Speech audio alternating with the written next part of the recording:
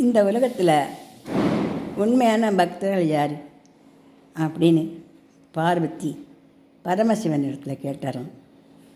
நான் இதுக்கு பதில் சொல்கிறதுக்கு முன்னாடி வா நம்ம 2 பேரும் கங்கை நதிக்கு போகலாம் அப்படின்னு சொன்னார்.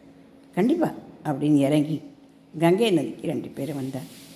அப்போது சிவபெருமான் சொன்னேரான், நான் இந்த கங்கையில் பொத்துன்னு உழைப்பறேன்.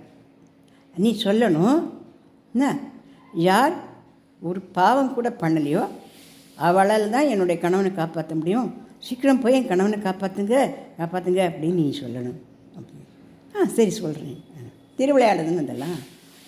உடனே கிழவனாக சிவபெருமான் வேஷம் போட்டுட்டு வயசான கேள்வியாக பார்வதி வேஷம் போட்டுட்டா அங்கேருந்து கங்கைக்கு வந்து நின்னேன்.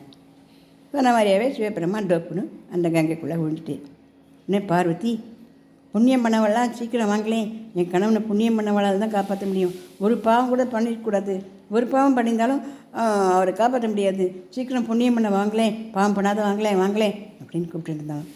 எல்லோரும் வரா. நம்ம தான் பாவம் பண்ணியிருப்போமோ என்னமோ, ஏதாவது ஒரு பாவம் பண்ணியிருந்தோன்னா கூட அதனால அவனோட கணவனுக்கு எந்த ஆபத்து வந்துடக்கூடாது, அவன் படக்கு மூழ்கி போய்ட்டு என்ன பண்ணுறது இப்படின்னு நினச்சின்னு எல்லாருமே போயிட்டான். அப்போ ஒத்த மட்டும் வந்தானா ஓடி வந்து தொப்புன்னு அந்த கங்கையில் குதிச்சான்.